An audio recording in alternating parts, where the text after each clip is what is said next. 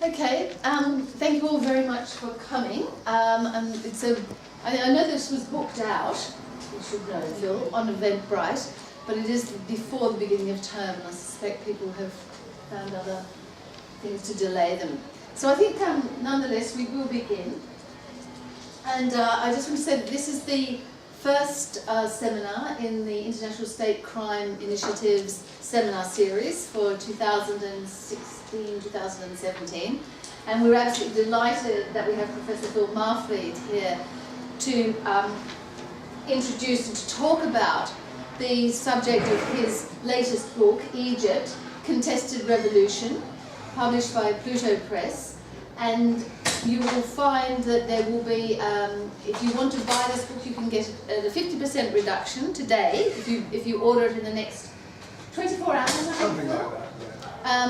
And there's a code which we will be giving you in order to get that discount, which will make it £8, which is a fabulous price for such a wonderful book. Phil has been working on Egypt for many, many years. Is an expert on the political economy and issues related to social justice and, for our purposes, state crime in Egypt. And I think I'm not going to say very much more, just to say how delighted we are, Phil, to have you with us. And we very much look forward to this seminar. So I would urge all of you to order the book as soon as we finish. And I'm moving it now. Okay, Penny, Thank thanks. you. Okay, thanks, Penny. Thanks, everyone, for inviting me. Thanks especially to Saad for setting things up. But I've got another thank you to bring forth, which is to thank Penny in particular for having prompted me in 2012-13 to write an article for the State Crime Journal about Egypt, about the revolution and the criminal nature of the state and the response of the mass of people. Because it's largely as a result of that, but in a sense I moved on to produce the book, so thanks to Penny for that. As we are at a centre which is interested in the state as a political actor, I'm going to focus on the Egyptian state before, during and after the events which began in January 2011, broadly known as the Egyptian Revolution.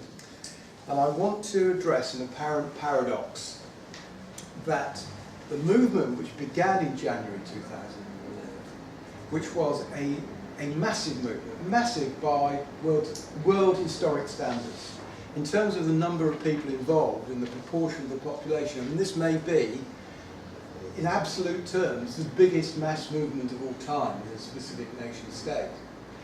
And that movement was intensely hostile to the state itself, to the Mubarak regime. In Arabic, al-Nizam, the order. And you might recall that one of the chief slogans of the movement, which was sort of borrowed from the Tunisian experience a few weeks earlier, was Ashab Yurid Iskat al-Nizam. The people want to, or more accurately, will intend to bring down the order, the regime. And the notion of the order more or less synonymous with that of the state. So there's intense hostility to the state, for reasons I'll come to in a moment.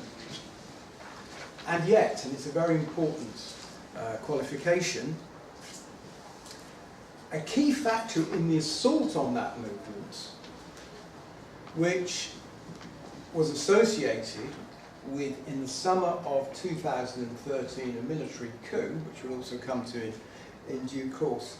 A key factor in the assault on the movement was the focus across political parties, virtually without exception, on the state and the institutions of the state, and their specific interest in them.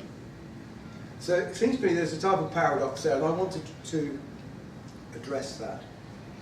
Now, one of the features of the movement which drew a great deal of attention in the early months of 2011 was its youthful nature. And particularly for the media, it was very attractive. It was one of the sort of journalistic hooks on which their approach to the revolution was based. And as the revolution developed, and as it came to one of its climaxes with the military coup of 2013, just as the media and some academics had, in a sense, pinned the movement on the involvement of youth, so they pinned what they saw as the end of the movement on the attack of the youth of the revolution. And there's a lot of mobilisation of the cliche that revolutions devour their children, which you're probably very familiar with. And this was taken as almost literally that the young activists who had been so prominent, particularly in the streets at the start of the revolution, were the people who were the focal point of the repression of the al-Sisi military regime, and indeed many of them still incarcerated. But the story, of course, of the revolution, counter-revolution, is rather more complex than this idea of the revolution turning upon those that had initiated it. The key thing, it seems to me, is the orientation of the political parties, as I said, across the board, from liberal capitalists, the people whom external forces, particularly in the United States and Europe, were relying upon to bring about a, quote, transition. Because a lot of strategists in dominant states worldwide, and particularly people in the United States, who were in a sense rather embarrassed by Mubarak, whom they saw as not quite their man, were hoping that the change which would be forthcoming from the Egyptian revolution would be rather like the colour revolution, so-called, of Eastern Europe and Central Asia. The people who would emerge into in power would be the sort of people that Washington could do business with, the liberal capitalist parties, the people committed to the neoliberal agenda, but with a smilier face than Mubarak. But the focus, not just of those parties, but of nationalist parties, of social democrats and reformers, of Islamists, notably the Muslim Brotherhood, and I'll say something again about them in a moment, and of the old communist movement, was on the state itself. It's a focal point of their concerns, the state itself and its core institutions. And particularly in the second, third years of the mass movement, across the board, the political parties identified their key interest as reinstating an order, al-nizam, as the Egyptians would put it, reinstating an order that they'd vowed to change. Now, the Mubarak regime had been built on a history in Egypt of state-centred rule. And that was to do with the colonial inheritance, in a way, colonial legacy, but also to do with the way in which, in the 1950s and 1960s, across much of the global south, and particularly the Arab world, there had emerged new state-centred regimes usually associated with the military. In the case of Egypt, of course, the free officers and the regime of Gamal Abdel Nasser initiated a type of a series of projects to do with state-centred control of the economy, and also the establishment of a very authoritarian and bureaucratic political system. So the Mubarak regime built on that legacy, but the regime that he directed, and after all he and his family and their associates were in power for 30 years, 3 decades to shape the Egyptian political system, their system was very much one of the 21st century.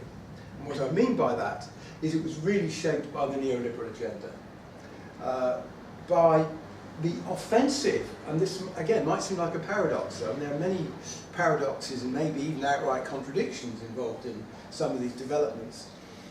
The offensive on the state as an economic actor, so that if you are familiar with bits of this history, after Nasser came Sadat.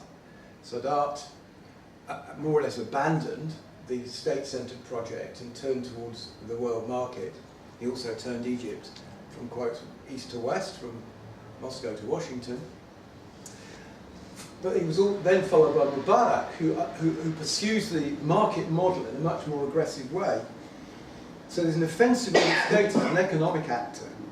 There's the sustained effort to transfer public resources to private hands, which seems to me is at the heart of the neoliberal project worldwide. And at the same time, and this is yet another paradox, I've reached 3 or 4 paradoxes already, it's already not very good, but you're probably familiar with this. Whereas neoliberalism, which is basically classical economics, says that the state is an enemy of the market, the state is an enemy of prosperity, and so on and so forth. And one of the fascinating things about the neoliberal project worldwide is that whilst on the one hand there's an effort to marginalise the state in economic affairs, at the same time there's a tremendous effort to strengthen the state in its political role and to develop more authoritarian agendas which are capable of imposing the preferred economic policies. So the Mubarak regime also achieved new unprecedented levels of authoritarianism and repression. And under Mubarak, what he and his networks of privilege achieved was to fuse the interests of private capital with those of the military elite, who had, in earlier decades, dominated the political systems. They established a type of mutually beneficial relationship between private capital and the bureaucrats and senior military men, of course they were all men, who had dominated Egyptian society hitherto. And this mutually beneficial relationship I identified in the article which I wrote for State Crime some years back as a nexus of criminality. Now, I'm not going to say much more about criminality. I'm amongst the experts here, so you'll be telling me about state crime and what we mean by criminality and how that's defined at the state level and so on. But it seems to me that there's this nexus of interests which had a profoundly criminal character.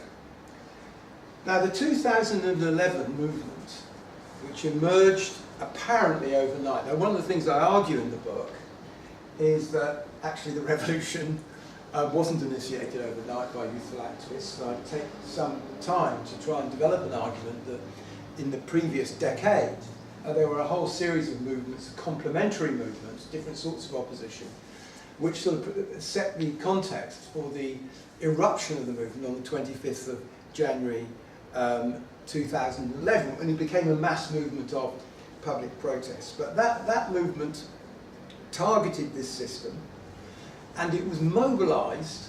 One can't really understate the numbers of people involved. I don't know if anyone was in Egypt for that. Didn't we go to Egypt? I was in Egypt. I'm from Egypt, so I was there. Well, good. Okay, good. So you were there. Yeah. So the absolute number, one can't overstate the scale of the movement. I mean, it was focused, of course, upon Tahrir Square, but every part of Egypt, apart from some villages and some more remote areas, were engaged in the movement. And it targeted this system, this order, around the key slogan which encapsulated the demands of most participants for bread, freedom and social justice. Now, some analysts of the movement at the time, and some media analysts and academic analysts, saw this and have seen this as essentially a movement of protest. Well, of course it was a movement of protest. But it seems to me it's also much, much more than this. And again, I spent quite a lot of time in the book addressing this question. It seems to me that the revolution was an attempt by millions of people to reshape their circumstances by means of direct action. And in the book, I've mobilised a testimony of many participants. Participants in the streets and workplaces and communities before and during the events which were initiated publicly in January 2011. The occupation of public space. I'm not going to spend time on this, but Tahrir became a very important global symbol, as you'll recall. I mean, it's very, very interesting that these Egyptian events they reshaped the attitudes of many people around the world to Arab society and to Egypt in particular. But of course there have been generations of hostile, pejorative attitudes towards the Arab world. And in January and February 2011, the Egyptians of Tahrir became people with whom hundreds of millions of people around the world sought to identify, to demonstrate solidarity, and to emulate. Hence the emergence of the Occupy movement and similar movements the Occupy movement across North America and Europe, and similar movements in other European countries like Spain. I won't go into the details, but it's very important that the public presence was a very important marker for people around the world. But there's more than that. There were the countless community struggles over access to basic resources, sustained labour struggles at a level not seen in Egypt since the colonial period, since the 1940s, the establishment of new trade unions, most extraordinarily rapid spread across the society, but also something else, an assault, and part of it a physical assault, on the coercive institutions of the state. So after the first 3 months of the uprising against Mubarak, the police were paralysed. The riot police, Amn Makarzi, were paralysed, and for the first time in over 30 years had been completely withdrawn from the streets. I used to live in Egypt in the 1980s, and I've made innumerable visits to Egypt. On every single occasion I've been there, when I lived there were always the black uniformed Amn Markazi at every major junction, outside every major building. Well, in February 2011 they disappeared, withdrawn to barracks. That's 500,000 men. The Mukhabarat, the intelligence services, paralysed.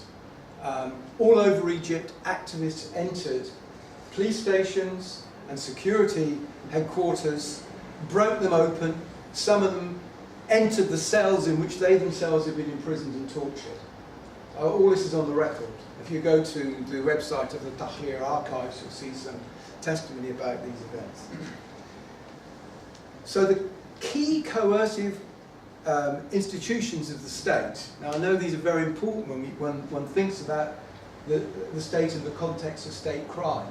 The key coercive institutions of the state, with the exception of the armed forces, very importantly, had been paralysed. I'd see this as a people's offensive on the old order.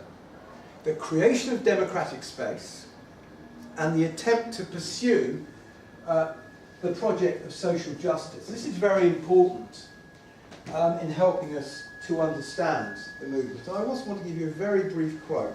I mean, in your work, in your research, you probably come across social movement theory. I myself am not a great fan of social movement theory. I don't think it tells us a lot about the dynamics of movements.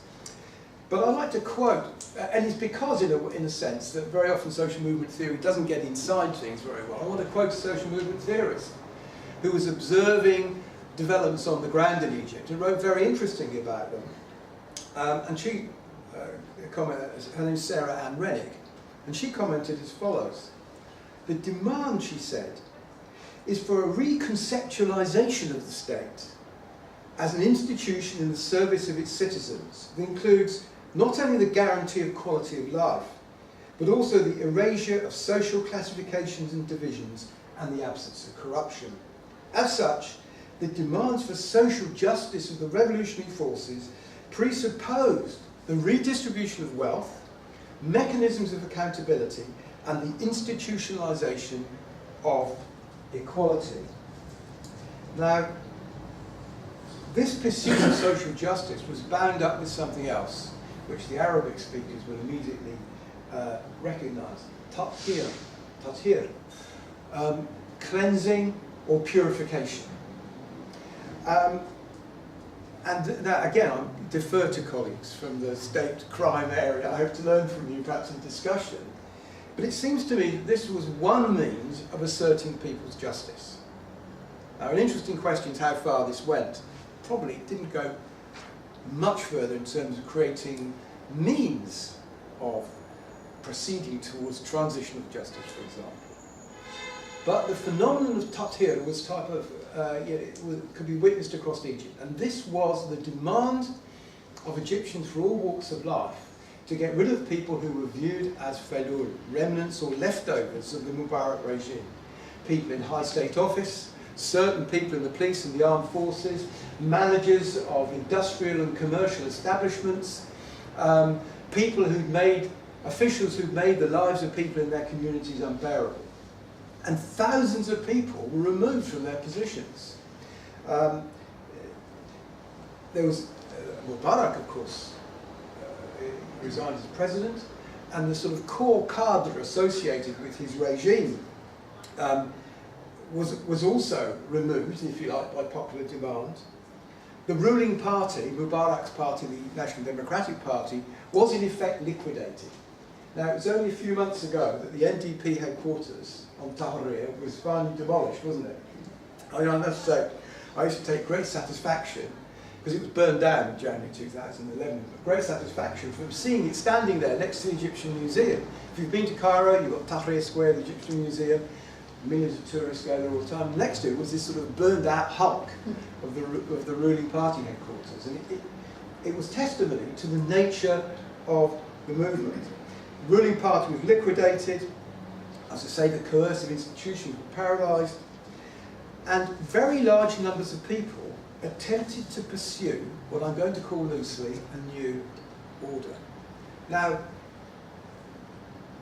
there have been a large number of analyses, again both journalistic and academic, who have looked at the Egyptian movement and said, well, people called it a revolution, but it wasn't really. It wasn't really, because there wasn't a fundamental transformation in social relations. There's quite a lot of rather reputable academics who have taken that line. I won't quote them now, because it will take up a bit too much time. But I take a rather different view. And I suggest that the direct engagement of such large numbers of people, the radical character of the movement in terms of the so-called purification, the cleansing, the attempt to bring people to book, is a key feature that we associate with other mass movements we identify as revolutionary. And I want here to turn to an expert, very briefly, to an expert on the subject, Leon Trotsky. And who, after all, lived through some rather important events of this nature. And he commented, after the Russian Revolution, as follows.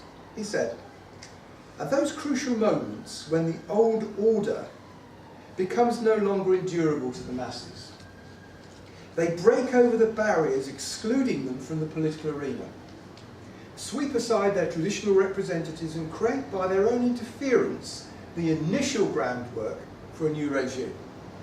The history of a revolution is for us, first of all, a history of the forcible entry of the masses into the realm of rulership of their own destiny." And I think that's very, very helpful, because I think that the Egyptian events as a revolutionary process can be associated exactly with that type of, quotes, entry of the masses into the political agenda which had been set by the old regime. But, and it's a very important but, the movement, of course, was inhibited quite early on in its development, and eventually inhibited in a very significant way by the military coup of 2013. And whilst, I mean, in the book, there are many, many subplots and quite complex issues to address, and I've tried to unpick some of these in the book, and I'm just, for the moment, going for the headline issue, which is that, as I mentioned at the beginning, the movement was inhibited by the formal politics of political organisations, which had been,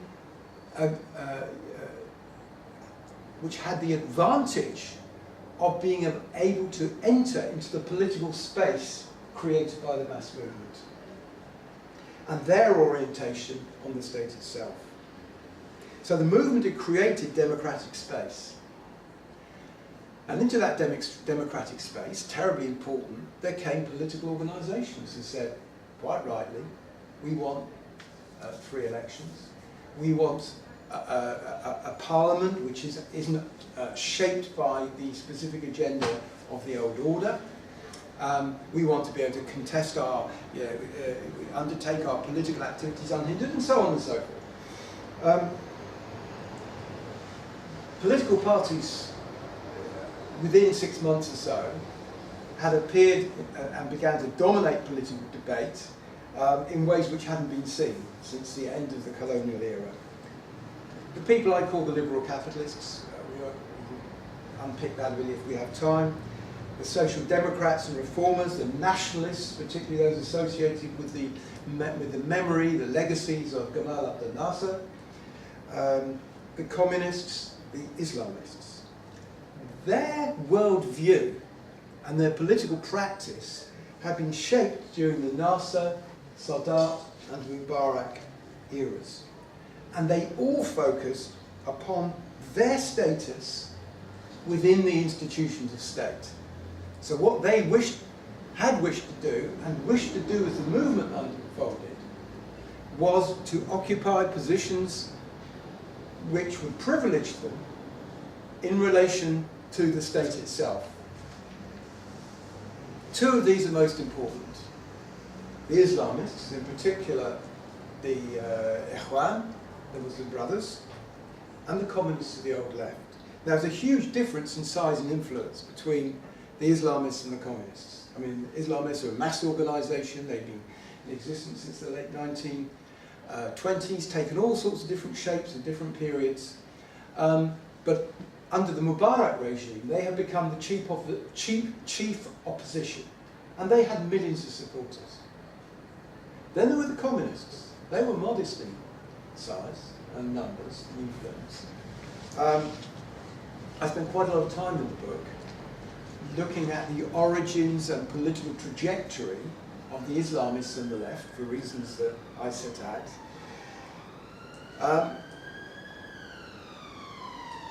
But the key question, which identifies them as, in a sense, two sides of the same coin, and this is not usually the way in which Islamists and the left are seen.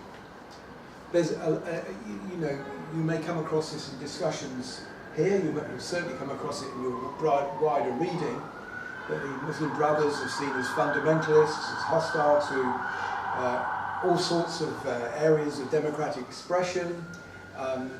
Secular organisations, nationalists and leftists are rather different, and we have to in a sense, I'm suggesting they're two sides of the same coin. This is not necessarily a view you come across very often. But I suggest that because the historical trajectory of each have been a project of inserting themselves into the institutions of the state. At an early stage in the revolution, the Muslim brothers attempted to work with the military elite, alienating many people in the mass movement, very, very large numbers of people, who said, our struggles and our sacrifices, because of course many hundreds of people were killed in the early fighting of January and February, they were not in order to serve the interests of the Brotherhood. But the left, I'm using this term quite broadly at the moment, I mean nationalists, radical nationalists in the old communist movement, also joined the military, actually did join the military. They joined a new government installed in the summer of 2013. The architect of this initiative, the military coup, was Abdel Fattah al-Sisi, and the left had joined his government in suppressing the brothers and then moving on to assault the whole movement for change. You might recall that there was a very brutal attack on activists of the Muslim Brotherhood in August 2013, most notoriously at Rabat Square in the east of Cairo. That, in my opinion, I mean, and in the opinion of most human rights organisations and observers of the events, was a particular work of state crime. More people were murdered in 48 hours in Egypt than under any of the preceding regimes. Under the authoritarianism of Mubarak, Sadat, Nasser, even under the British, who were the colonial power from the 1880s through to the early 1950s. And since then, of course, the record of the al-Sisi regime has been one of relentless persecution, not just of activists of the revolutionary movement, and certainly not just of Islamists, but of secular dissidents of all colours. Communists, revolutionary socialists, liberals, of journalists, workers, students. So there's a record number of political prisoners. We're talking in the order of 60,000 plus. But there's also been the initiation of new campaigns. I mean, you'll be terribly familiar with all this. I won't go into detail, familiar from states all around the world. But disappearances, which occurred under the Mubarak regime, have been for the last two and a half years, taking place systematically across the country. And some of the most brutal murders, most notoriously the murder of the Italian PhD student, Giulio Regeni. Have you heard about him? Demonstrative statements of the way that the regime doesn't just treat dissidents, but treats people who ask questions, even from the viewpoint of effectively disinterested scholarship.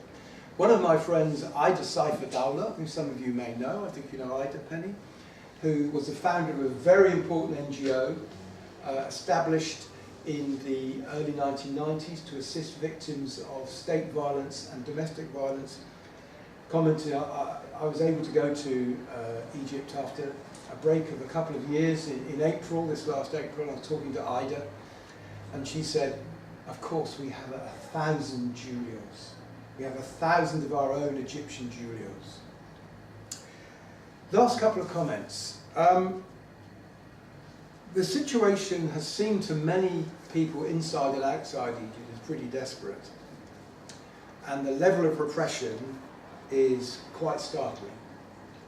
And some aspects of the al-Sisi regime are in fact quite bizarre in terms of the type of unrestrained nature of the repression and the encouragement to those people who staff the institutions of coercion, the encouragement to them to seek their revenge on those who paralyse the police, the intelligence services and the like.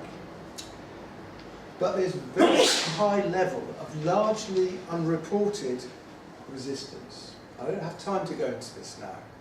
But this resistance has been developing in momentum over the last 9 months. And public protest has returned.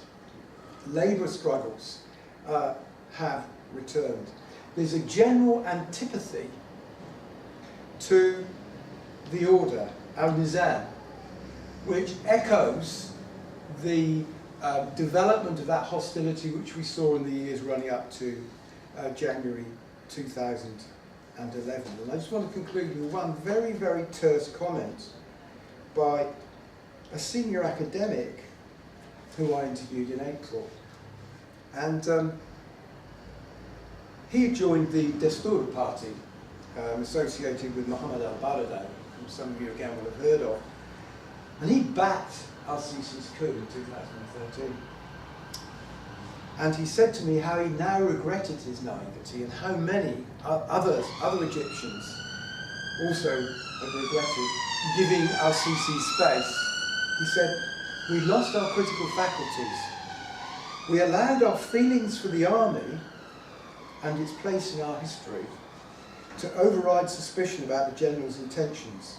Since 2013, we've been going backwards. We lost the democracy we just found, and now we have to find a new way to bring change. Now, that reflects a lot of opinion across the society, and despite a struggle against the odds. It's my opinion, and I argue this case through the book, that the process of change is very far from over. Thanks, Penny.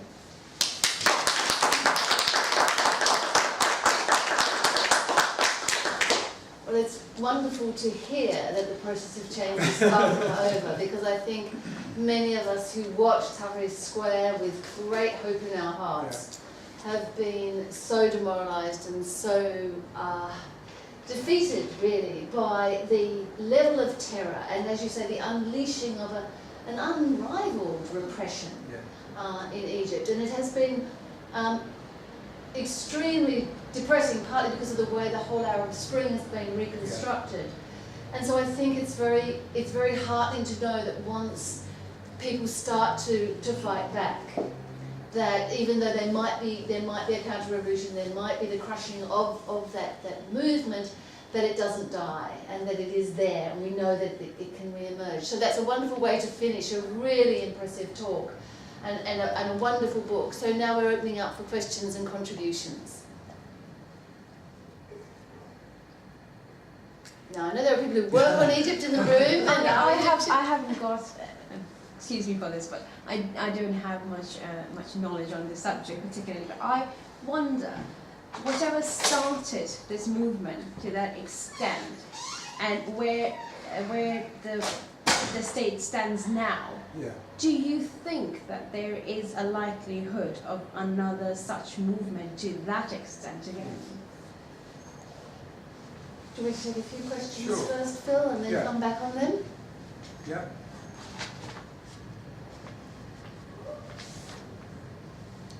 Well, that was the obviously big question. Sure, Everybody sure. wants to know if it's going to be. Why don't you answer that, and then people can think about the questions. Yeah, sure. Thanks for that question. It's a terribly important one, as Penny says. My answer to that is yes, and that will probably place me in a minority of analysts of Egyptian affairs. It's one thing that struck me from about 2012 onwards, i.e. about a year into the events, was the eagerness of media people and academic experts to write obituaries for the revolution. And after a year, people were writing things like Arab Spring, Islamist winter, things like this, saying the revolution is over, or it was never really a revolution, there were false hopes and so on. The movement, in fact, had tremendous momentum. Up until the military coup of July 2013, millions of Egyptians were still mobilised in all sorts of ways, including massive labour struggles, the demands for Tahrir continuing, most campuses dominated by new radical student agendas. All sorts of things were going on. And there had to be one very important issue is that the scale of the revolution is proportional to the problem presented to the state. So in order to inhibit the movement, the state had to intervene with tremendous force, hence the scale of the repression. Now you intervene in that way because you've got to crack a really, really serious problem. The people who participated in the movement haven't gone away, first thing. Second thing is that there was a fair amount of support for al-Sisi's coup amongst certain sections of the population, especially the people dependent upon the state apparatus and amongst sections of the middle class. And they were the people most encouraged by al-Sisi's promises. I'll bring order. I'll restore Egypt to its former glories.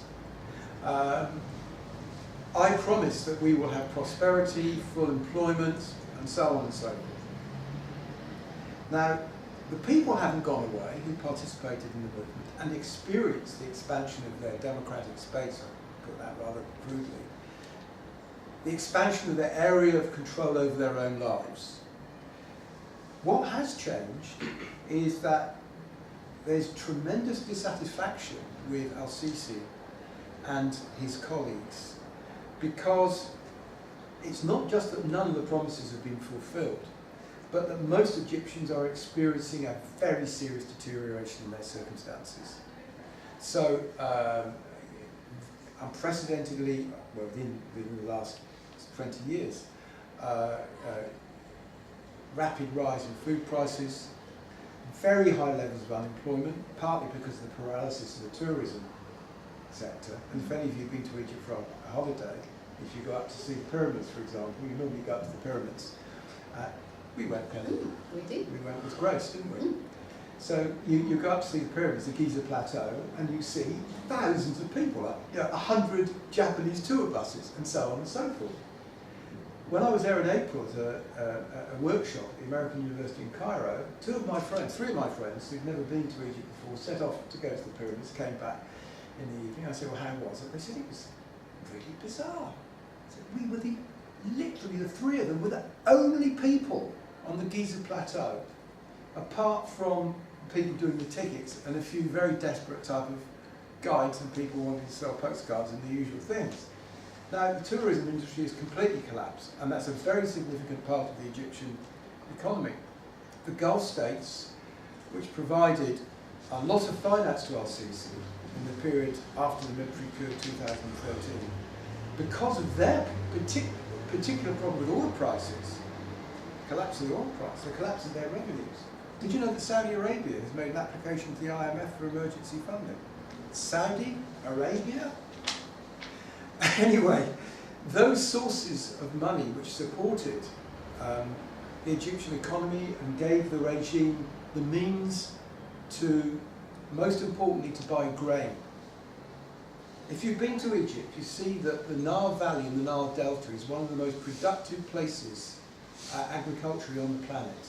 And Egypt was historically, think back to antiquity, to Roman and Greek empires there, Egypt was the so-called breadbasket and so on, the Nile.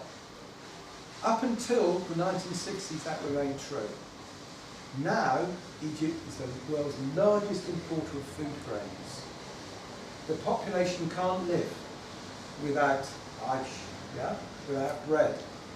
And that bread has to be bought on the open market by the Egyptian regime, which is extremely constrained by economic circumstances.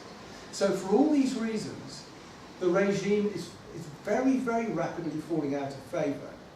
And it's viewed by many, many Egyptians as being involved in a type of mimicry of the Mubarak regime, but doing things in a more aggressive way.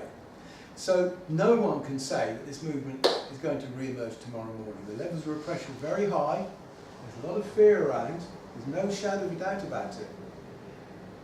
But, sorry, I'll conclude, I'm answering it rather to great length, I'm sorry. No, it's good. Al-Sisi and his colleagues themselves demonstrate fear. Now, I could quote you from Al-Sisi's speeches and so on. They're afraid. It's very difficult for them to forget what happened in 2011, 12 and 13. And their fear and their anxiety, particularly as expressed by Al-Sisi himself, who makes some bizarre speeches, doesn't he? Yeah. Very bizarre speeches, is a marker of the anxiety that the movement will return. So I think, I say, keep an eye on Egypt. Interesting. I see. There's probably a more diplomatic way of characterizing this, but like Al-Sisi strikes me as a complete buffoon, right? So I'm wondering, like, how do you think he was able to stay in power for so long, and what do you think the dynamics were in the leadership? And do you think like he's the real figure, or are there other figures that are really running Egypt and he's more of a figurehead?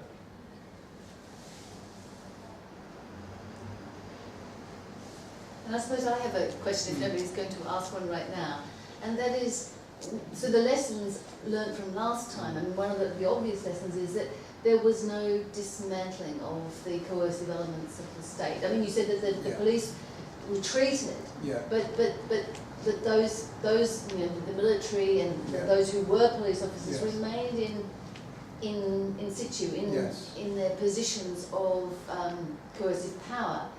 And we know that if you retain, if the state remains intact,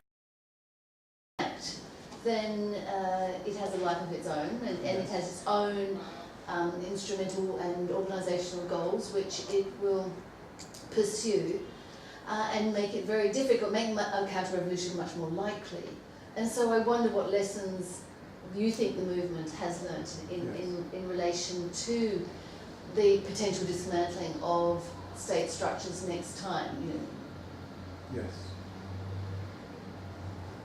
Any other questions for this block? Well, following on from what you just said, my next point would be then, is there a party that would replace the current party of the government in charge that can actually handle the country better? That's another big one. You asked the big ones, the particularly big ones. Sorry. No. I have a question with regards to middle class, Egyptian middle class. Yes. And that you said they regret what they did. And they were Some. convinced, they were convinced that Sisi is going to reestablish the glory of the Egypt. But don't you think they are just trying to justify what they have done? Because don't they know about the structure of the international system, how it works? Does the international system allows the Egypt that geopolitics to establish its glory? So let's go back to the Sadat and the new liberalism. How new liberalism entered Egypt? Sorry, that last point again, just so. How new liberalism entered Egypt? Yes. It was conditioned upon that if Israel only withdraws from Sinai if Egypt accepts a new liberalism. Okay, good. Thanks. Okay? So this is justification, and I don't think that the mass movement will come back, because Egyptian people, the poverty is a type of a power, it's a form of power that the government exercises over the people. And it's a common between the Egyptian people and the Iranian people. I'm from Iran. I realise that, yeah. Since 2,500 years, the government exercised poverty, or used poverty as a form of power to control the society. When the Iranian people starving, they can't do anything. It's a common character in Egypt. It's completely different from the rest of the Arab world. Okay, that's enough questions, I think, for this block, if you want to Okay, take sure, those. yes. Is al-Sisi a buffoon? Well, some of his speeches and sort of he presents himself in very grandiose ways as the saviour of the nation. And he also often presents himself, or allows himself to be presented, as a new Nasser. And because of his clumsiness in self-presentation, people are inclined to say he's a type of Trump figure, Donald Trump figure. But I think that's mistaken. For two reasons. During the first 2 years of the revolution, Egyptians who enjoyed privilege, either within the state or because they were amongst the wealthy in terms of private capital, were looking for a man or a group of men and women who could initiate a counter-revolutionary project. They eventually settled on al-Sisi because al-Sisi, he'd emerged from the Egyptian military, he knew his way around the apparatus of the state, and he was also the most ruthless, the most personally ruthless of the key figures in the military elite, and the most committed to a full restoration of something like the old system. So he was ruthless and determined. But secondly, and this is contrary to this buffoon image, he initiated a very sophisticated counter-revolutionary movement. Now, I haven't had time to go into this, so I examine it in detail in the book. But one of the most fascinating things about the counter-revolution was that he was not a traditional military re-establishment of power.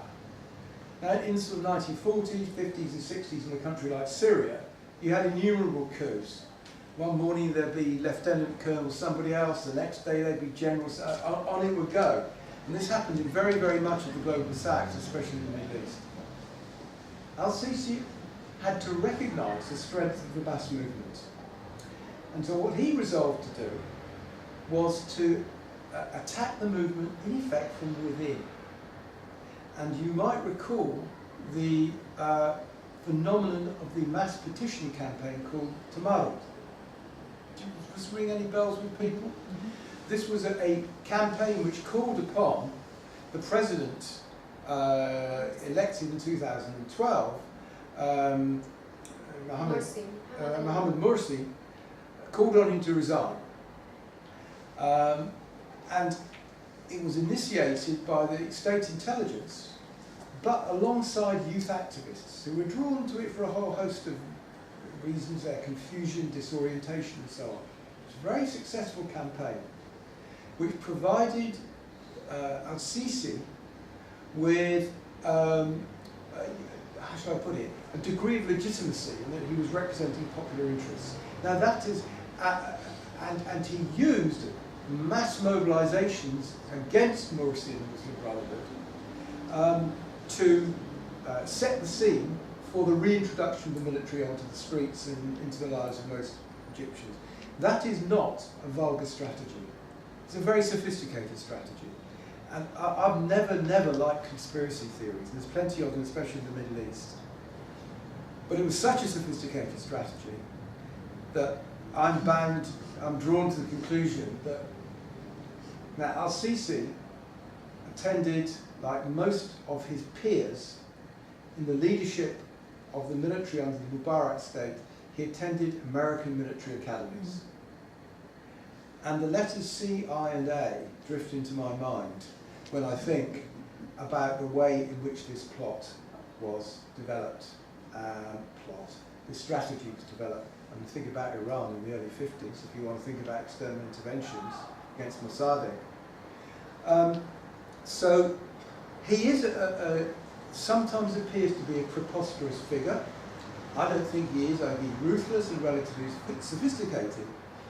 But if I may be so pretentious as to mobilise a phrase from Shakespeare, he's hoisted by his own petard, as Shakespeare put it. He has elevated himself into a position in which he makes the most extravagant promises.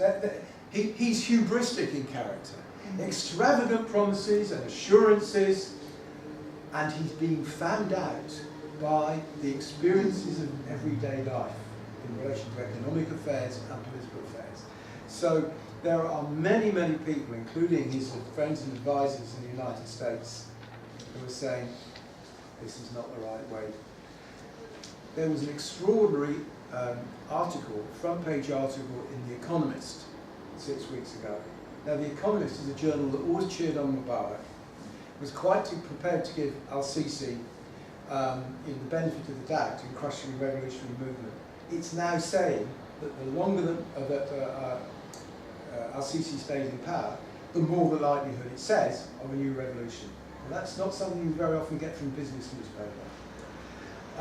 Sorry, I'm sorry to be answering these at too great a length. I'll just move on quickly. What lessons have been learned by the movement? I think it was yours, yes, that's correct. And is there a party which can do the job? Well, the question, there were many participants and observers of the Egyptian events who said the key feature of the Egyptian events was the absence of parties at the beginning.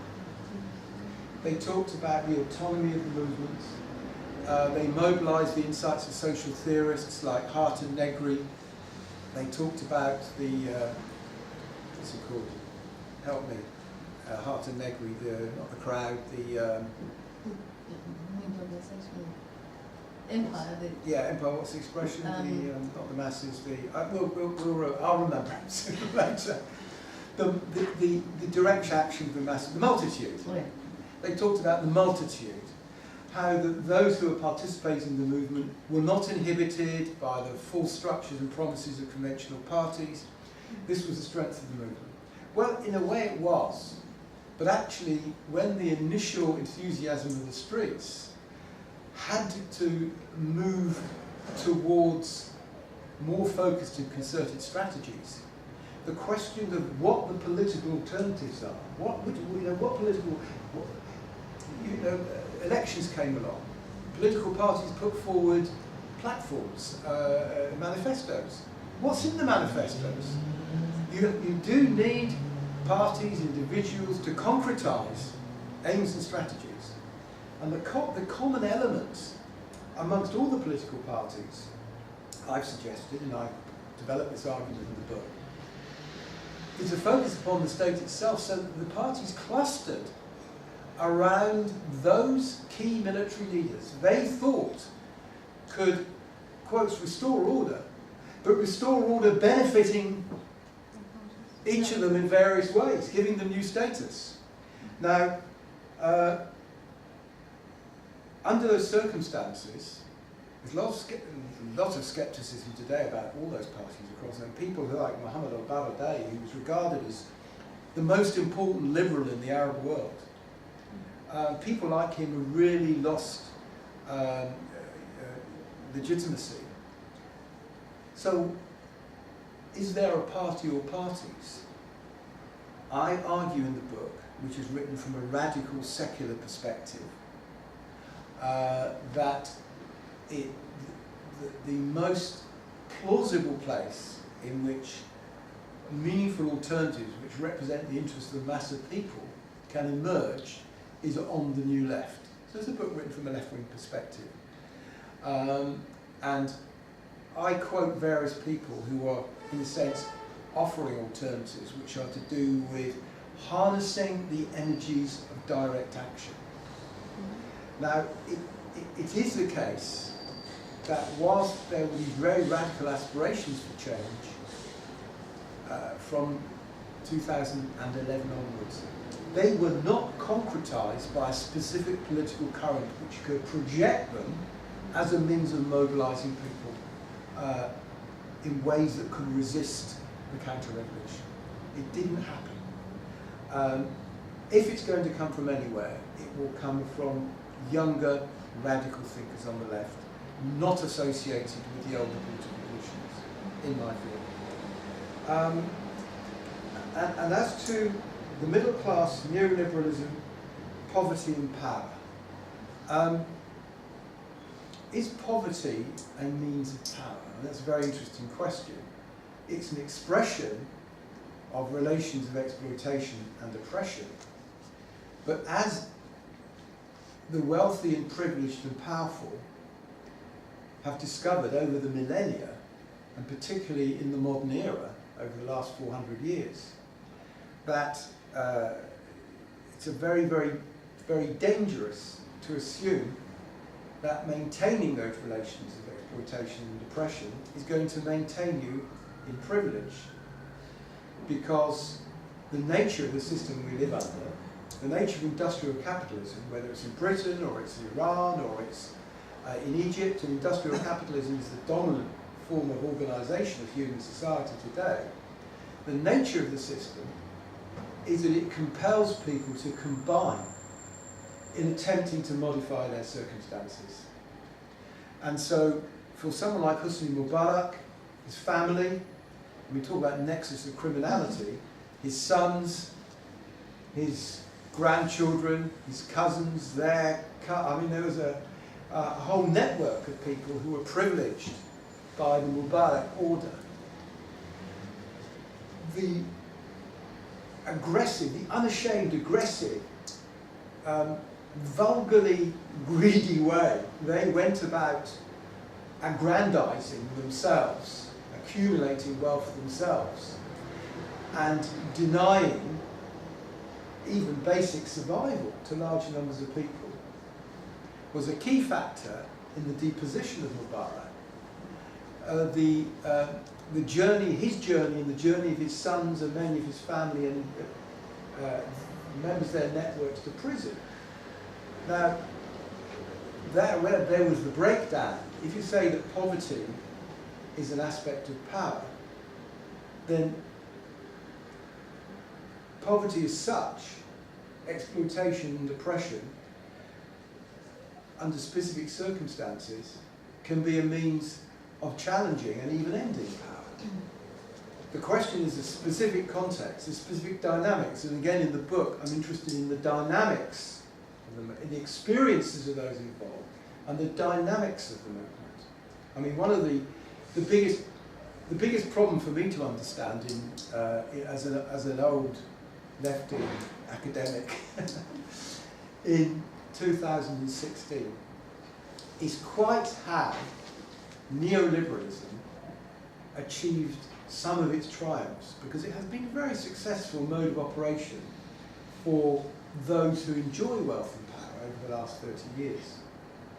To generalise certain forms of exploitation and oppression worldwide. So that whereas 30 years ago, China was only at the edge of the world market, now it's central. We talk about the BRICS, don't we? China, India, Russia, so on and so forth, Brazil. There's no part of the world which isn't shaped by the dominant agenda for world development, neoliberalism. At the same time, there's no part of the world in which those people who, very broadly speaking, are victims of those who benefit from the system are not mobilised in potentially very powerful ways. And the example I give is, in a sense, the greeting, the welcome given to the Egyptian events by people worldwide.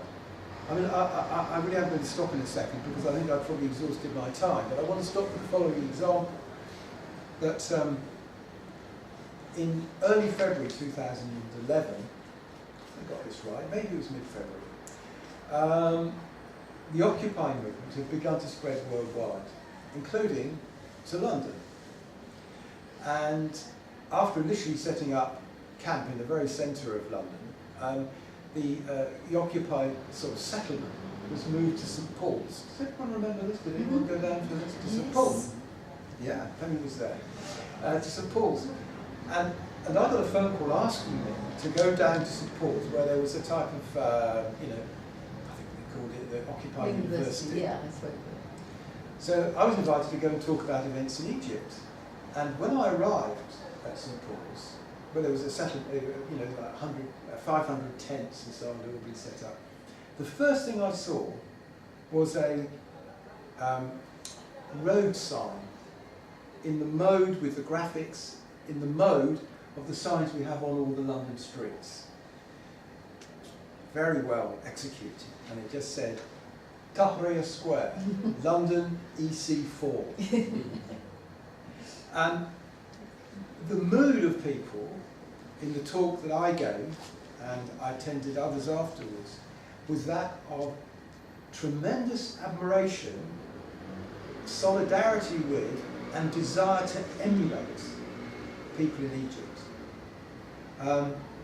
And that was very, very common worldwide. Around that time I was watching a news broadcast from the US, and they were interviewing various Occupy activists. And there's a guy being interviewed outside City Hall, Denver. And they said, what are your aims here then? He said, we've come to celebrate the struggles of the Egyptian people and to do in Colorado what our Egyptian brothers and sisters are doing in Cairo. Now, what this tells you is that people all over the world experience some of the same circumstances. They experience some of the same problems of exploitation economically, of marginalisation politically, and there's a desire to change those circumstances. And so I'm, in a very roundabout way, still trying to address your point. Is poverty a means of power? Well, in one sense it is, but it's also very, very dangerous for those who enjoy power. And in a sense, you start putting your foot wrong, and you can end up where Mr. Mubarak ended up. And I'm ending up there, I think. Well, thank you so much, Phil. It's been an absolute privilege to listen to your insights on the revolution, but on the broader history of class relations inside Egypt. And I think we've all learned a tremendous amount. And it's not often that we have the opportunity to listen to kind of decades of experience and expertise and more importantly analysis, because I think that that's what's often missing, the kind of really acute left-wing analysis about these events and what we can learn from them and what kind of future we can envisage, and I think it's very exciting. And all the while I've been listening to you, I've been thinking about Turkey, which is very close to my heart, and I'm thinking about, you know, what might happen there in the future, given the current circumstances. And as you say, the Occupy movement took so much succour from what happened in Tahrir Square, and I've never seen people so glued to Al Jazeera and glued to the daily events that were taking place in Tahrir. I mean, I've been goosepimples now because that's what it did to me. Absolutely. Complete goosepimples. And it was an amazing experience, and it's not gone. And I think one of the great things that I've taken from your talk today is that it's not gone. And we've got to remember that and support our Egyptian colleagues and when we can and how we can. So thank you so much, Phil, it was wonderful. Thank you all very much for coming. If you'd like to sign up to the International State Crime Initiative, we hold events very frequently. We have a regular seminar series organised by our wonderful sub back here. So please give your names to Louise in the back corner if you'd like to get information about our events and to join us on our other adventures. Thank you again for a wonderful talk.